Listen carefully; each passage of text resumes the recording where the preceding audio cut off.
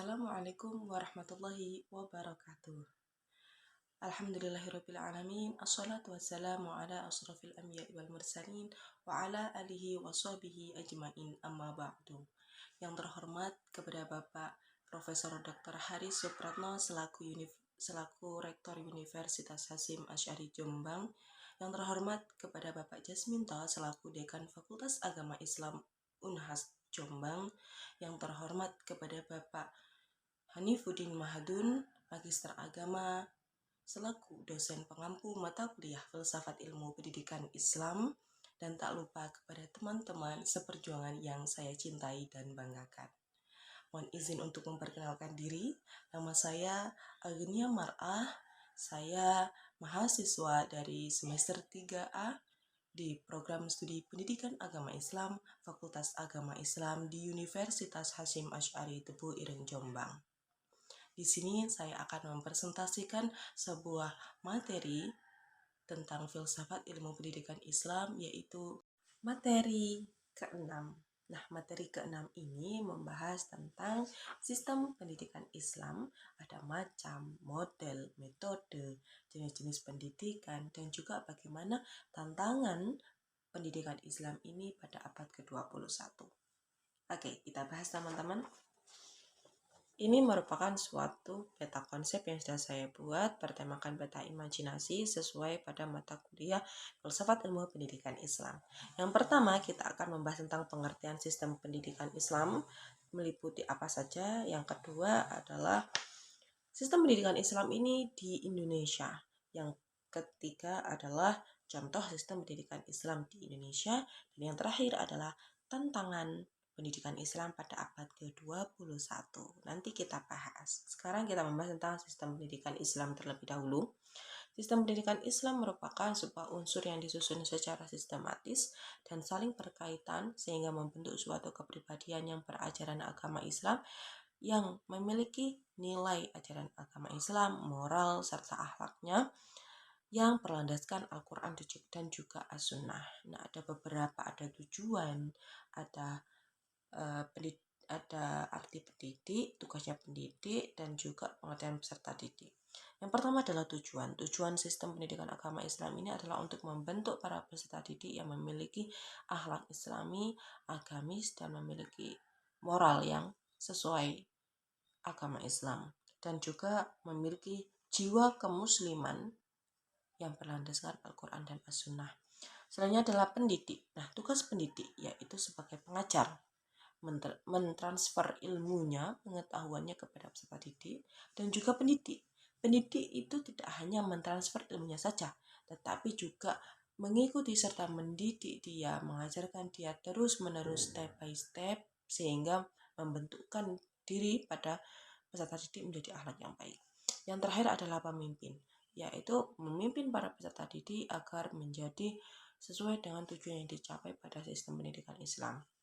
Selanjutnya peserta didik. Peserta didik ini merupakan sebuah anggota masyarakat yang mengembangkan melalui pendidikan. Nah, pendidikan tersebut dikembangkan dipimpin oleh guru atau pendidik. Selanjutnya yaitu kurikulum. Pada sistem pendidikan Islam ini berlandaskan Al-Quran dan As-Sunnah. Itu pada kurikulum pendidikan Islam. Nah, kurikulum pendidikan Islam ini pada pembelajarannya, pada kenyataannya di sekolah, ada kurikulum pendidikan Islam dan kurikulum pendidikan umum. Kita tetap kurikulum pendidikan Islam, tapi ada tambahan pada kurikulum pendidikan umum juga. Selanjutnya yaitu metode. Metode cara pengajaran pada sistem pendidikan Islam dapat menggunakan metode ceramah, metode dakwah, lalu metode diskusi, dan metode demonstrasi yang lain sebagainya. Selanjutnya yaitu lingkungan. Nah, lingkungan ini merupakan yang mencerminkan nuansa etis dan juga agamis. Sehingga lingkungan ini dibagi menjadi 3, ada lingkungan keluarga, lingkungan masyarakat, dan juga lingkungan sekolah atau madrasah. Selanjutnya adalah contoh sistem pendidikan Islam di kehidupan nyata. Contohnya yang pertama adalah ada jenis-jenis pendidikan yang sudah saya jelaskan tadi. Ada pendidikan informal. Pendidikan formal dulu ya teman-teman. Pendidikan formal terlebih dahulu yaitu di sekolah Islam. contoh di SDI, MI, MTS, MA maupun perguruan tinggi Islam, negeri maupun swasta. Selanjutnya yaitu pendidikan di pesantren, pendidikan karakter akhlak dan juga kuliah di perguruan tinggi Islam. Selanjutnya yaitu pendidikan non formal. Pendidikan non formal ini dapat melalui sebuah pengajian, sebuah pendidikan di luar, ya pelatihan agama Islam juga ada. Yang terakhir adalah pendidikan keluarga. Pendidikan keluarga ini merupakan pendidikan informal, teman-teman. Pendidikan sudah dibentuk oleh orang tua kita agar paham pada ajaran agama Islam. Nah, selanjutnya yaitu tantangan pendidikan Islam pada abad ke-21. Tantangannya yang pertama adalah high technology. Karena adanya high technology, teknologi semakin tinggi, semakin canggih, maka itu dapat menjadi tantangan bagi para pendidik dan juga peserta didik. Karena takutnya akan mengikuti cara-cara teknologi yang lain sehingga kita tidak berlandaskan pada ajaran agama Islam. Yang kedua adalah New Colonization and Culture.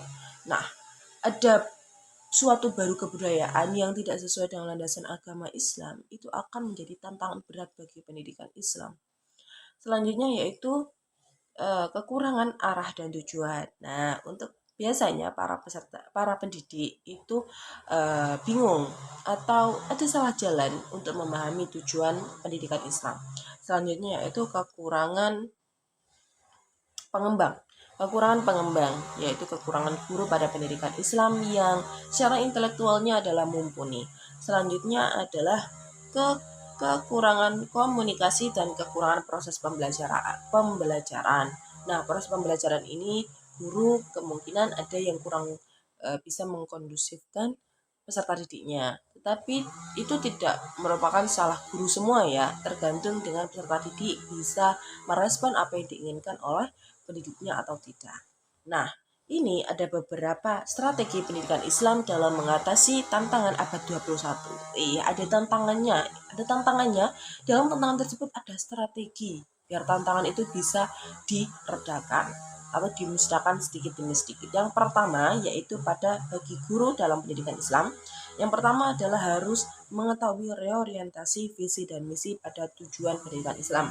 Yang kedua adalah bagaimana dia memiliki strategi pembelajaran dengan cara model pembelajaran yang dia buat, metodenya bagaimana untuk memahamkan para peserta didik paham pada pendidikan Islam. Selanjutnya yaitu penanaman dan juga penerapan keislaman. Nah, penanaman akhlak dimulai dari sekolah dasar, dari mulai madrasah ibtidaiyah itu sangat penting sekali, teman-teman. Selanjutnya yaitu bagi peranannya kebijakan. Bagi kebijakan yang pertama adalah membangun orientasi dan visi misi yang harus dilaksanakan oleh penanggung kebijakan yang akan diturunkan pada pendidik sehingga peserta didik dalam paham pada tujuan pendidikan Islam. Yang kedua adalah integrasi ilmu agama dan umum. Jadi bukan menyatukan tapi saling berhubungan atau saling berkaitan ilmu agama dan juga ilmu umum. Tetap ada, maka karena pendidikan Islam itu memiliki 2 kurikulum ya, tetap kurikulum pendidikan Islam yang dijalankan tetapi juga ditambahi dengan kurikulum umum. Selanjutnya yaitu pengembangan tradisi akademik.